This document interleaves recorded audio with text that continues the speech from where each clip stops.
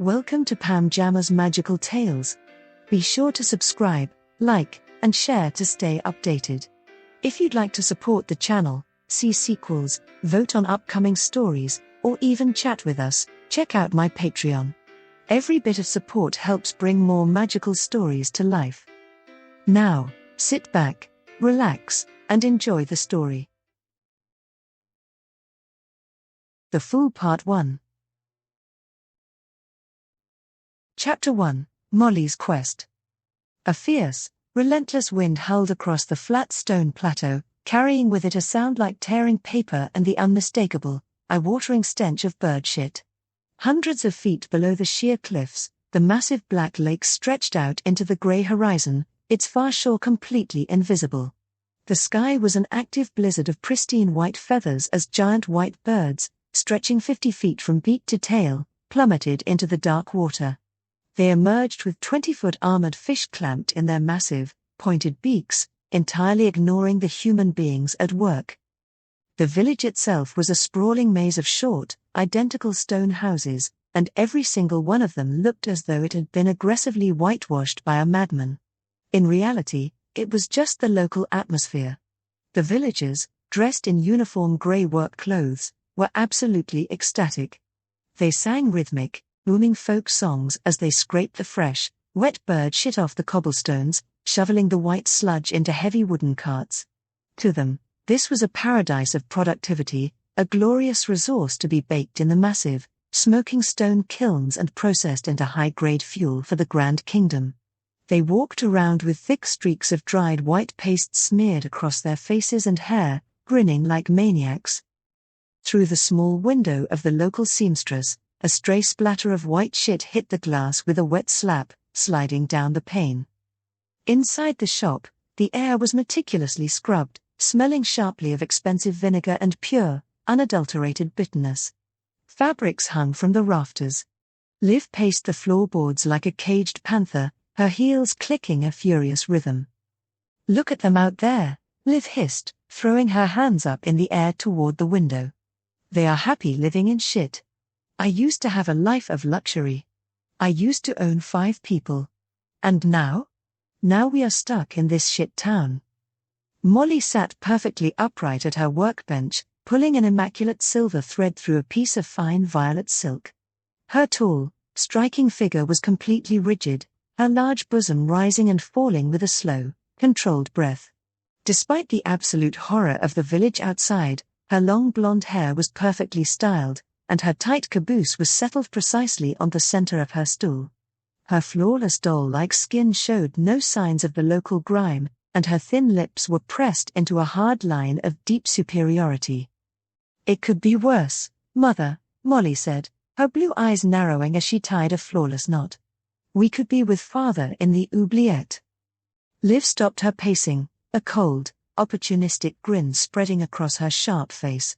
"Well, your father was a fool who got caught, and honestly some days I think the oubliette would be better than this awful place. But tomorrow is our ticket out. The king is coming, Molly.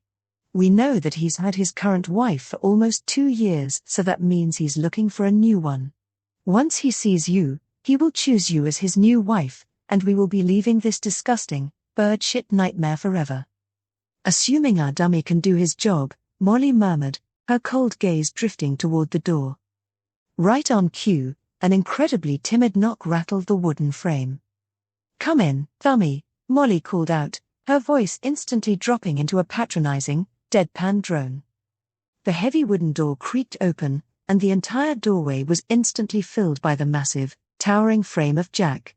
He stood with his exceptionally broad shoulders completely blocking the light, a cute, eager smile plastered across his face. His neat blonde bowl cut bounced slightly as he took a nervous step forward, his large hands awkwardly clutching the fabric of his shit-stained shirt. He stared at Molly with the wide, completely helpless eyes of a dog waiting for a scrap of meat. "Good morning, Miss Molly." "Good morning, Miss Liv." Jack boomed, his voice full of hopeless romantic energy. "My love, last night I dreamt of our kids laughing collecting bird shit for the family." Molly did not even blink. She slowly put down her needle, her blue eyes fixing onto his massive frame. She took a bit of pleasure in seeing the slight tremor of anxiety in his chest, feeding off the scared, desperate hope in his eyes. She knew she could break him with a single glance. "How precious," Molly said, her voice shifting into a sweet, high-pitched baby talk, as if she were speaking to a 3-year-old child who had just successfully used the potty. "But Dummy needs to do a job for Miss Molly. I need you to take your horse right now, ride out to the neighboring village of Piss Town, intercept the king's caravan, and find out exactly what the royal wife is wearing. I need a full report on the color, the cut, and the fabric. And you need to be back here by sunrise." Jack's cute face twisted into a knot of deep intellectual struggle. He rubbed the back of his blonde bowl cut, his shoulders sagging slightly. "Sunrise? But Miss Molly. It cannot be done that fast." Molly slid off her stool, moving with an air that made it clear she felt she was above the very laws of time and space. Her immaculate dress accentuated every curve as she glided closer to the giant young man. She looked up at his towering frame, tilting her head with a terrifyingly sweet, patronizing smile.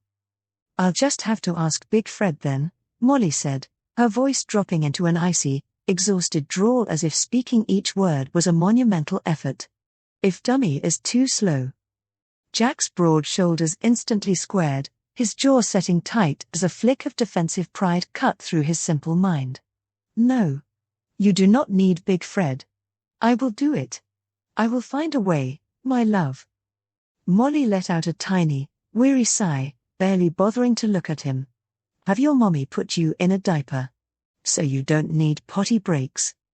A light bulb practically went off behind Jack's cute, earnest face.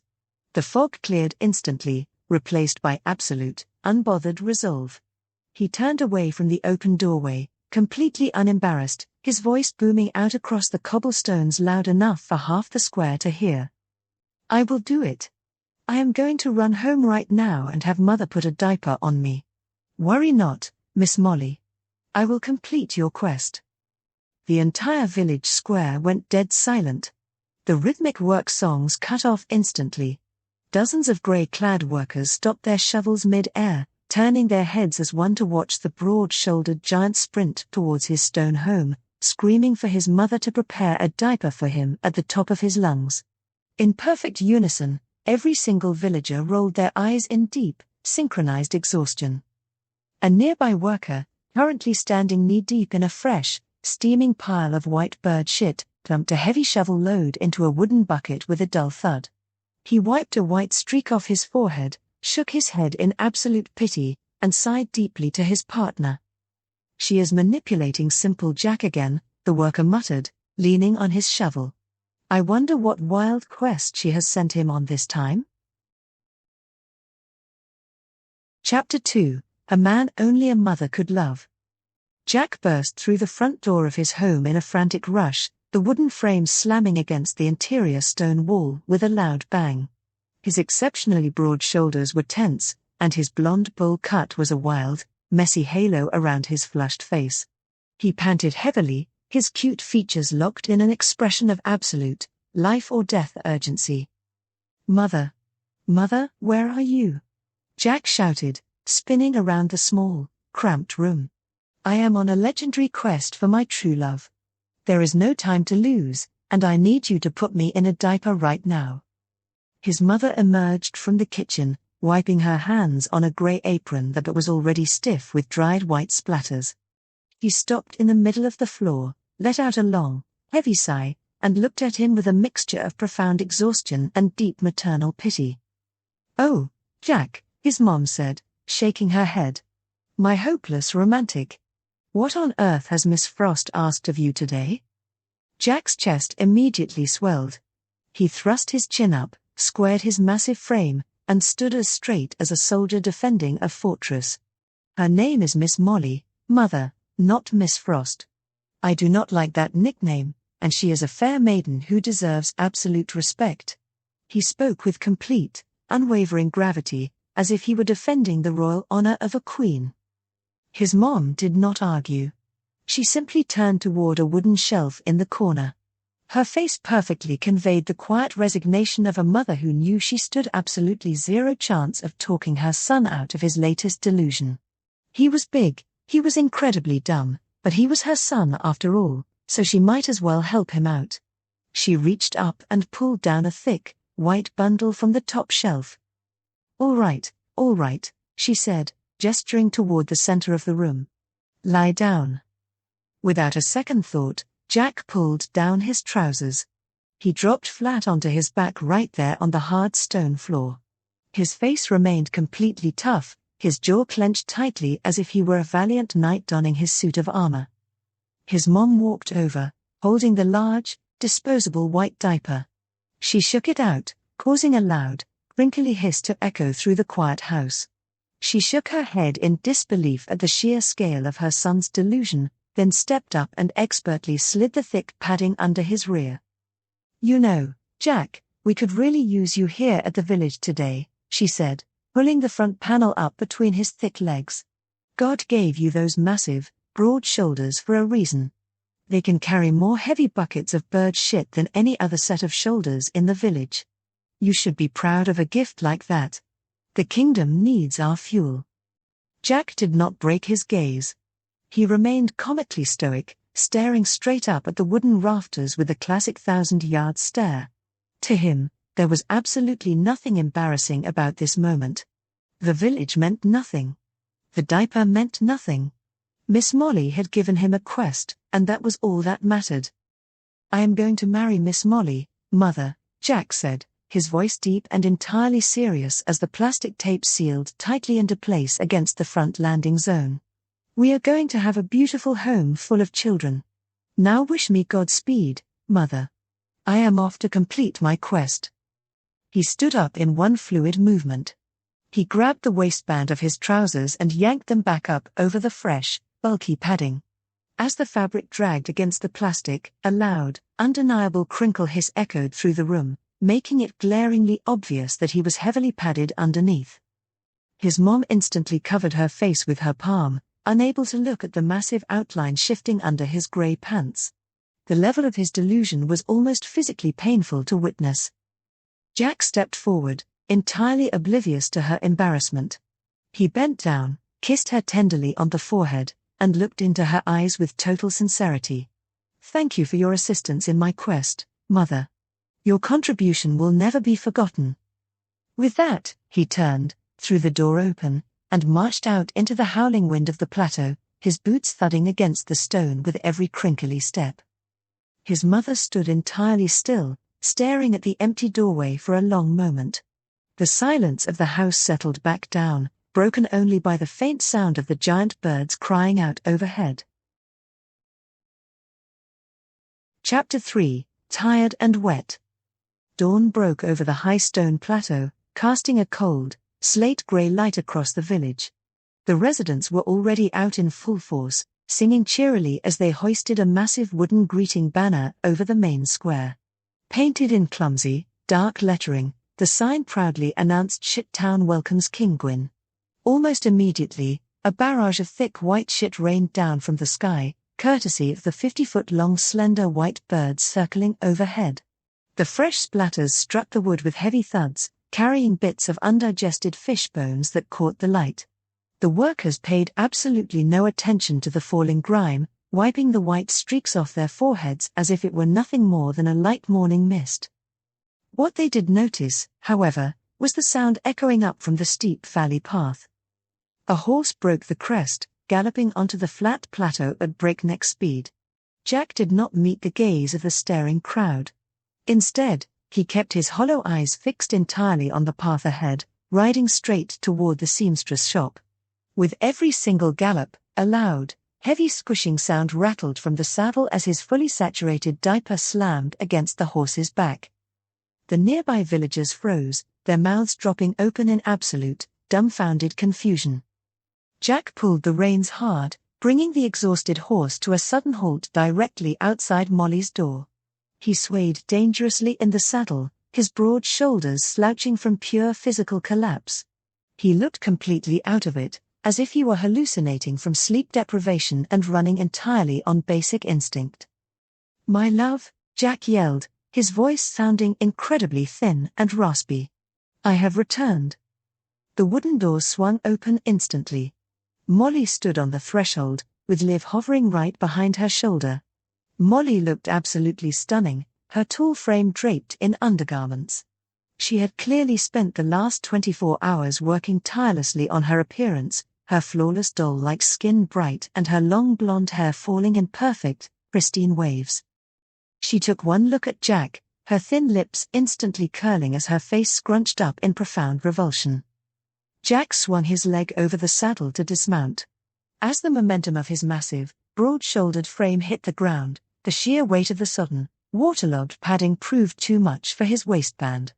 The heavy momentum yanked his trousers and his sagging, saturated diaper straight down to his ankles in one swift motion. The fall revealed his private parts directly to Molly and Liv, while exposing his bare bottom to the entire village square. Despite standing fully exposed in the cold wind, Jack remained completely stoic. He stood as rigid as a valiant knight returning from battle, refusing to let the situation embarrass him. He acted as though nothing out of the ordinary had happened at all, staring straight ahead with absolute, unwavering resolve. The surrounding villagers burst into roaring laughter, pointing and shaking their heads. Molly simply stared at him, shaking her head in a mix of pure amazement and complete bewilderment at the sheer absurdity of his puppy-dog love. Liv pushed past her daughter, completely ignoring the lower half of Jack's body, her opportunistic mind focused entirely on the royal prize. "What do you have to report, dummy? Tell us immediately. What was the Queen wearing?" Jack turned his head slowly toward Liv, his pale face completely blank and empty. "A short red cotton dress, Miss Liv," he muttered heavily, his voice rhythmic and mechanical from fatigue. The mother and daughter instantly exchanged a look of dead serious gravity. "We can shorten your red dress," Liv said, her voice dropping into a rapid, tactical whisper. "We only have 30 minutes at the absolute most before the king arrives." Without another word, Liv and Molly turned on their heels and swept back inside the shop to start working on the red dress, slamming the heavy wooden door shut behind them. Left standing alone on the cobblestones with his pants and heavy diaper bunched around his boots like leg shackles, Jack did not lose his composure for a single second. In his mind, he was a triumphant warrior who had successfully completed a perilous quest for the woman he loved. He lifted his head, turned toward the far side of the village, and yelled at the top of his lungs. "Mother! Can you help me with my diaper? Mother!" He began awkwardly shimmying down the stone path, taking tiny, shuffling steps as his diaper and trousers bound his ankles together. The village erupted into fits of laughter, workers leaning on their shovels and wheezing at the sight. Jack shimmied onward, entirely unfazed by the spectacle, his head held high as he made his slow, victorious way home as he yelled "Mother!" over and over. Chapter 4: The Cold Gaze. The face of King Gwynn was a terrifying, comically massive slab of aged, weathered stone. At 84 years old, he possessed a frame carved from pure, masculine violence, where every single feature was completely square. His skin was so thick, rough, and battle-worn it resembled the hide of a giant rhino, yet an undeniable aura of immense vitality radiated from his body, as though his sheer strength alone could hold off death for as long as he wished. Wild, stringy white hair fell around his massive head, topped by a towering crown of solid gold so dense and heavy that only his thick, solid neck could support its weight. He was not defined by lean muscles, but by sheer mass and natural density, looking as if ancient hill giant blood coursed through his veins. He wore a pair of dark blue overall shorts that exposed his enormous, boulder-like shoulders, his barrel chest, and his massive, tree-trunk thighs. A half-sneer, half-grin pulled across his square jaw, exposing his teeth in a display of pure dominance, while his wild, wide eyes constantly scanned the horizon as if hungrily searching for a fight. He sat atop a massive antlered beast whose dark black fur was split by a stark white streak running from its chin all the way down its underside. The creature's antlers stretched 30 feet into the howling sky, heavy with the golden rings and polished skulls of fallen opponents. Affixed to the saddle was a massive leather umbrella, shielding the giant king from the continuous rain of white bird shit. Riding right beside him on a slightly smaller, antlerless black and white beast was his wife. She also sat beneath a broad umbrella, looking like a gorgeous, deadly drug that a man knew would kill him, yet could not resist taking. She was the spitting image of Miss Molly, only 2 years older, possessing the exact same striking height, long blonde hair, thin lips, and piercing blue eyes.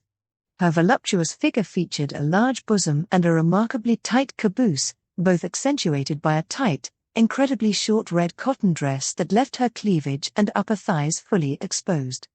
Atop her perfectly styled head sat a delicate crown forged from platinum gold and encrusted with brilliant blue sapphires. She looked cold, unattainable, and utterly lethal as she rode beside her massive husband. Behind them, the royal caravan stretched down the winding road, a massive, moving snake of debauchery. Even though the king was reaching the edge of the flat plateau, the tail end of the line was still emerging from the dense woods of the valley far below. Hundreds of soldiers, handmaidens, servants, and corrupt politicians filled the ranks. Wealthy companions hung lazily out of gilded carriages in the middle of explicit, passionate encounters, while others leaned against velvet cushions, bloodshot eyes staring blankly through clouds of musky smoke from long pipes. King Gwynn paid no attention to the vices behind him. He stared at the pathetic village of Shit Town, taking in every detail to remind the locals exactly who ruled them. When his gaze landed on the clumsy wooden banner announcing Shit Town welcomes King Gwynn, a cruel smile broke across his stone face. He liked seeing his name. The crowd of villagers erupted into song, banging drums and cheering wildly to welcome their sovereign. Yet, as the king smiled, the queen's face turned icy cold. She looked at the filthy white grime splattering the cobblestones, a look of profound, bitter disgust washing over her features. She clearly despised being there. Suddenly, Liv and Molly burst through the front door of their shop, huddled tightly together under the single umbrella in the entire village. Liv swung a thick wooden stick left and right, beating the villagers back so she would not have to touch their filth-soaked clothes. "Out of the way, you disgusting pigs," Liv snapped, clearing a path to the very front of the crowd. Once in position, Molly stepped forward and struck a dramatic pose for the king. This was her moment. Everyone knew the king picked a new wife every 2 years, and everyone knew each new wife was a younger, carbon copy replica of the last. Molly had taken every measure to mimic the queen, right down to the shortened red cotton dress. She shifted through a series of alluring poses, desperately trying to catch the king's eye. Her desperate, pick-me attitude yielded absolutely zero response. Then, Molly saw something.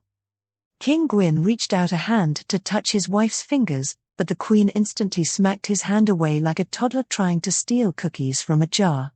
The queen's face twisted into complete, unadulterated revulsion for the king. A light bulb went off in Molly's mind. Maybe that is what he actually likes. Posing like a sweet maiden had never been natural for her anyway. Cold disgust was her default setting. To her mother's horror, Molly immediately dropped her sexy posture. She stood tall, squared her shoulders, and began staring up at the king, looking him up and down to find every reason to be repelled. He was a giant, broad-shouldered man with a balding head, a barrel chest of sheer mass, and a fierce jawline. Then, Molly's eyes dropped lower, and she saw something she could never unsee. Underneath the navy blue fabric of the bibs, the bulky, undeniable outline of a bulky adult diaper was pressed against his hips. Nearby villagers were beginning to notice the exact same thing, whispering amongst themselves. A long-standing rumor had always circulated that the king wore diapers, but most people had dismissed it as nonsense. It made no sense that the masculine warrior who had beaten the 7 horsemen to a bloody pulp would wear a diaper. Yet the evidence was right before their eyes. Still, it did not lessen his terror. He remained the most intimidating force in the entire realm, so the crowd quietly assumed it was some private medical issue.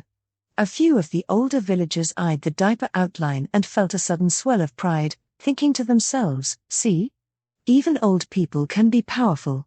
King Gwyn makes me feel much better about getting old." As King Gwynn scanned the cheering crowd, his eyes finally locked directly onto Molly. This was her moment. Molly quickly darted her blue eyes down to the bulge of his diaper, then snapped her gaze back up to his face, delivering a look of absolute, soul-crushing revulsion. The king's stone face completely froze. That single, icy look was all it took. The ancient warrior was instantly, hopelessly in love. He had found his next wife. Thanks so much for watching today. We hope you enjoyed this week's story and found it relatable, enjoyable, or just a little comforting. Remember, make sure to hit that subscribe button and turn on notifications so you never miss an update. If you found this helpful or know someone who might, don't forget to like the video and share it with your community. Your support means everything and helps us keep creating content just for you. And if you'd like to see sequels, vote on upcoming stories, or even chat with us, check out our Patreon. Every bit of support keeps the magic alive. Until next time, take care and stay true to yourself.